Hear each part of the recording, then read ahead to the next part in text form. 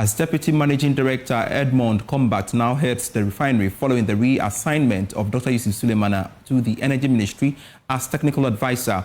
Now, the Ministry of Energy confirmed the changes this week, citing ongoing efforts to strengthen leadership with the energy sector and align towards management with broader strategic objectives. Speaking to Joy Business on the back of this development, Executive Secretary of COPEC, Dankama, said the changes shouldn't affect the operations of TOR. The good thing is that he had a deputy that he worked with, and that deputy had been in the loop in all of this.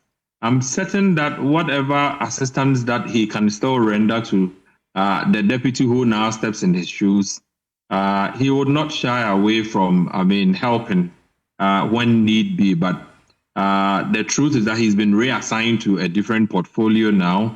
That portfolio is a portfolio that his competencies or skill sets would be put to good use. Whatever happens with the refinery, I think that the new managing director would either take the credit or the fall for it. But we don't have any less admiration for the new managing director in the person of Edmond Combat. Relatively young, but you go through the bits and pieces about him, and you realize that he's somebody who sets out to achieve, and he, delivers just that. So whatever they agreed together when he was a deputy managing director to Yusuf Suleiman, now he's in the driving seat. I think that he can even enhance on whatever that they had set out to do together and ensure that he does, a lot better, because he probably had, some blueprint on what they wanted to do to bring the refinery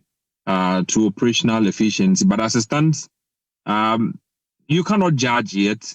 You would need to wait, give the new person the room to see what he brings to the table. And then maybe after half a year, we can be able to judge as to whether the new person indeed is able to fill the big shoes that Suleimana would have left at the refinery. But we have no less confidence at all in Edmond Combat, like I indicated earlier. Now, prices of petroleum products have begun to fall at some fuel stations or nationwide in the first pricing window of the month. The decline reflects the strengthening local currency and the recent drops in global crude oil prices. And more oil marketing companies are expected to follow suit, with Star Oil leading the way. Georgia Afi tells us more. Star Oil, which currently controls a significant portion of the market, is selling a litre of petrol at 12 Ghana cedis, 99 pesos. Diesel, on the other hand, is going for 13 Ghana cedis, 99 pesos. Joy Business is learning that if it had not been the price floor directive coming from the National Petroleum Authority, we could have seen Star Oil go down further for the various price quotes for diesel and petrol. Another major oil player and market leader, GOL, has told Joy Business that it will be adjusting prices at the pumps from this morning. Most of the firms have linked the reduction to declining prices of crude oil on the international market and the cedi's recent stability against the US dollar. This is the sixth consecutive decline in prices of petroleum products in the country since February. However, the various transport operators have maintained that these variables are still not enough to warrant a reduction in fares. Meanwhile, Executive Secretary of COPEC, Dankama, believes the trend can be sustained if managers of the economy continue to stabilize the local currency. What is happening generally is that international benchmarks have been quite favorable. I have indicated this for the first almost half of this year, between January and now. We've seen gradual drops in international market price. We've also seen the cedi perform creditably well. And on this, I think that the finance ministry, whatever the magic, the Bank of Ghana governor, whatever, the policies that they are rolling out to contain the dollar at this point seem to be working. And so, like you rightly indicated, the first window in May, prices have gone down again for Ghanaians. Not too significant, but whatever it is, it could have gone up. It could have been stable. So if it goes down, that is some relief to Ghanaian pockets. And we are very happy by these developments. The most commendable bit now is that Bank of Ghana seem to be doing something right. The finance ministry seem to be getting something right. The government seem to be getting something right with the currency. All right. And that would also inform how much you are getting from, these savings that we are making across pumps as far as fuel pricing is concerned.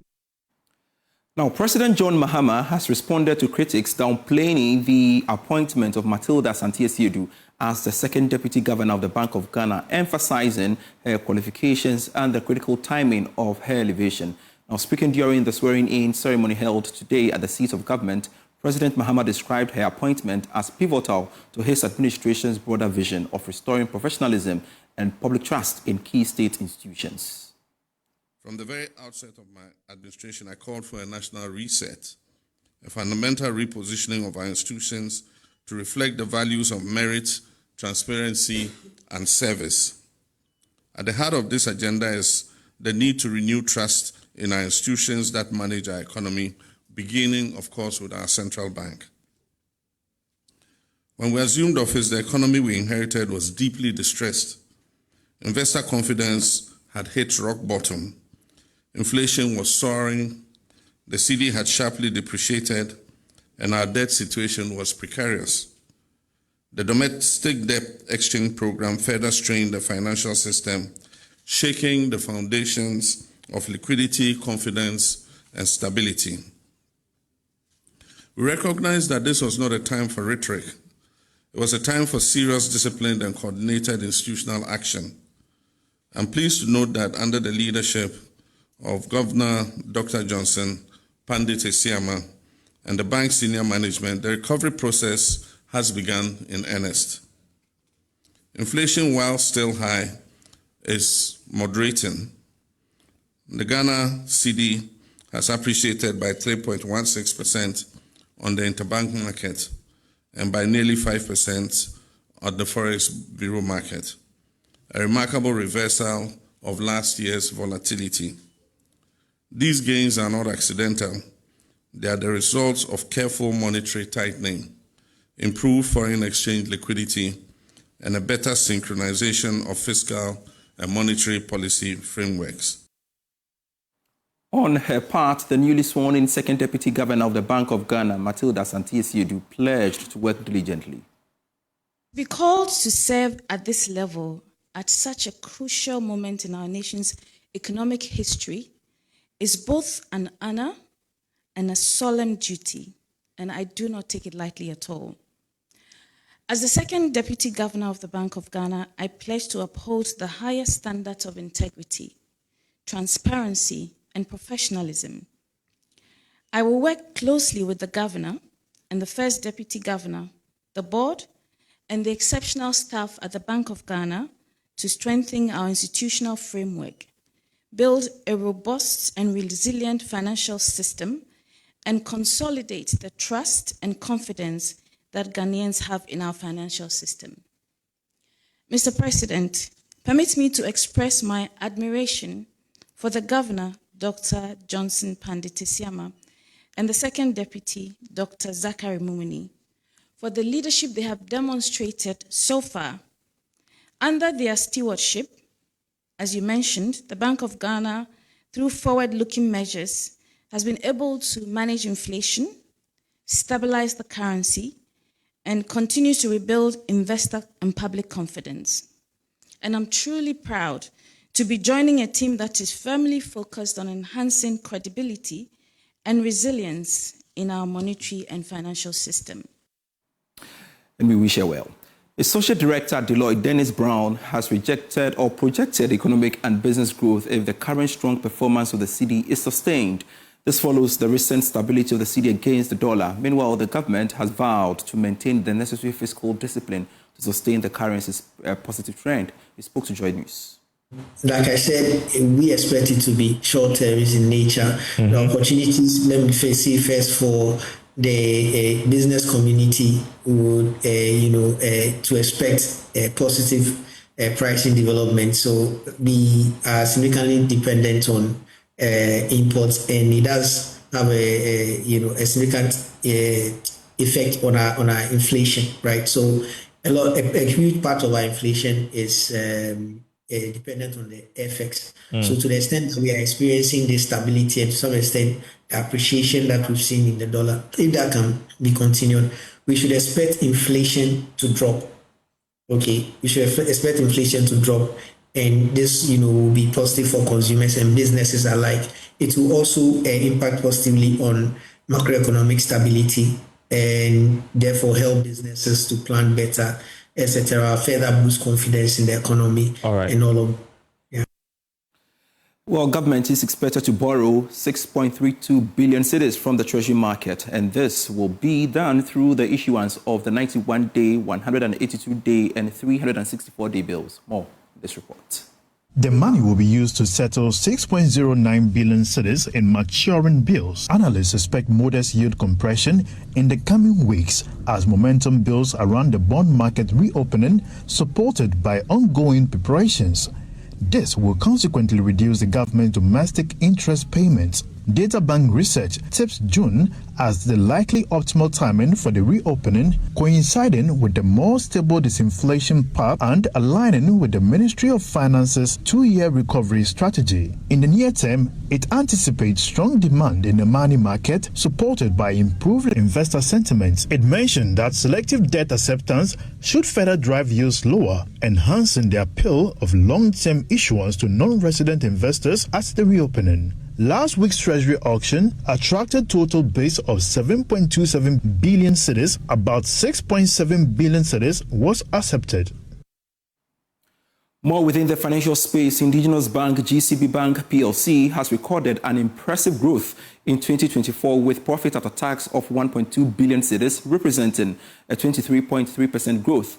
The bank declared a dividend of 1 cedi per share. Here's more from GCB Bank PLC's 31st annual general meeting.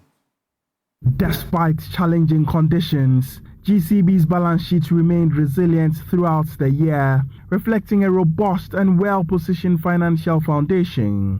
Total assets grew to 42.8 billion cedis, a 57.6% increase from the previous year. Profits before tax also increased by 23.3% to 1.9 billion cedis.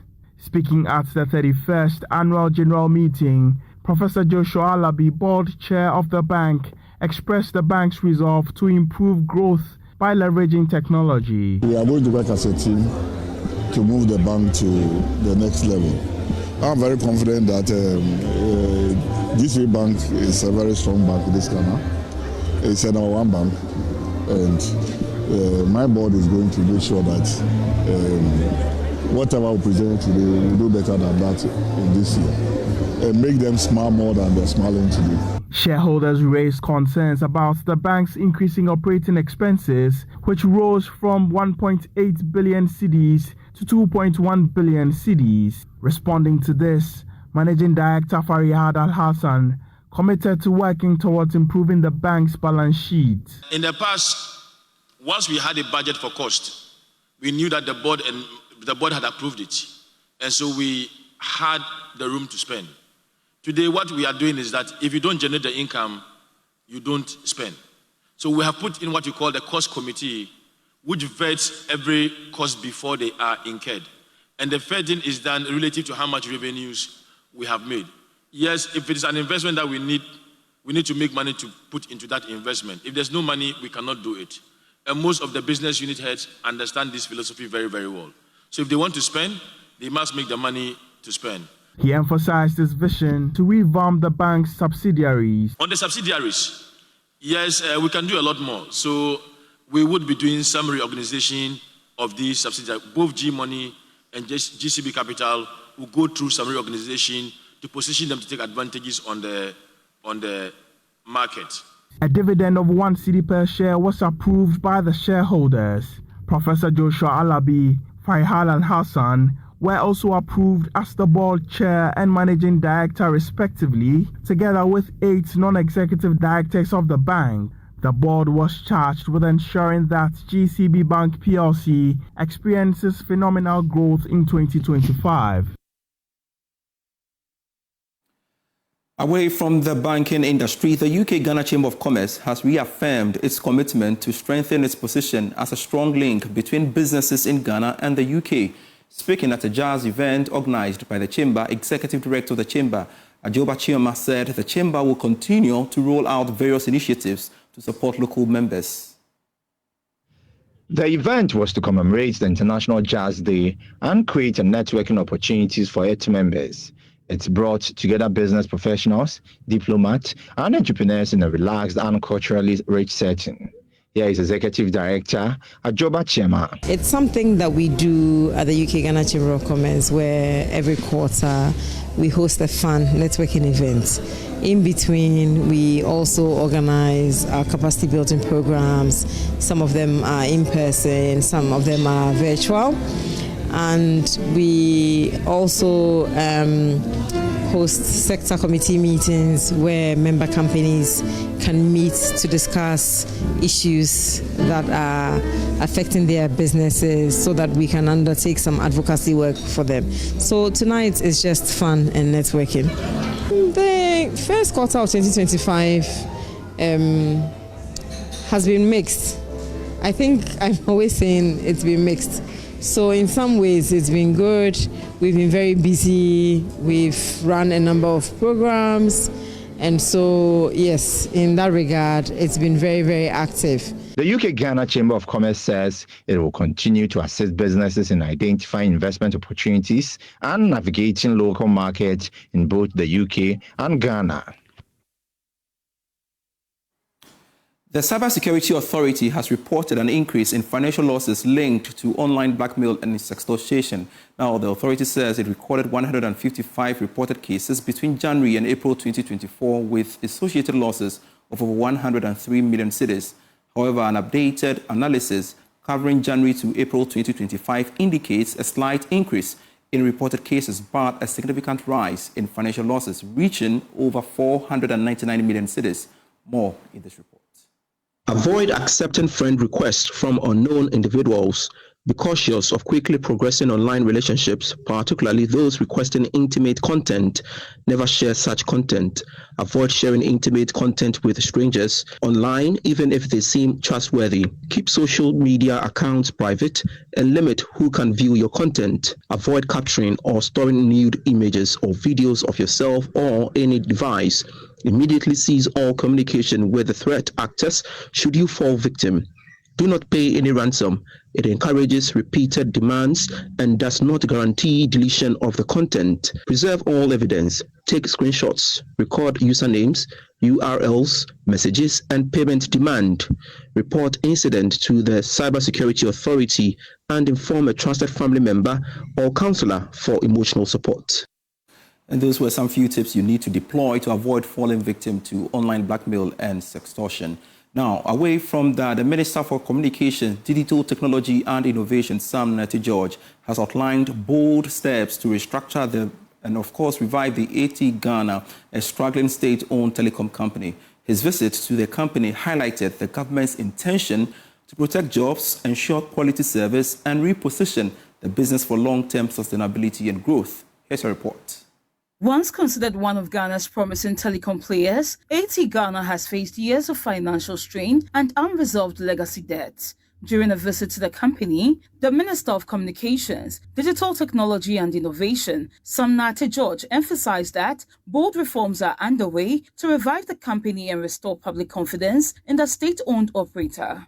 ATT is a troubled company, no questions about it, but ATT also has some of the best human capital in the telecom sector, and they've been able to navigate the very troubling and trying times they've had to face. We're committed to fixing the problems. We're committed to ensuring that this is dealt with once and for all. We're not going to gloss over the issues. They're very hard conversations that have to be had, very tough decisions that have to be made. We will take them to ensure that we save the company. We will take them to ensure that we protect the jobs of the 500 permanent staff of the company. And there are about 10,000 others who depend on the company. But most importantly, that the customers of the company get good value and a good customer service.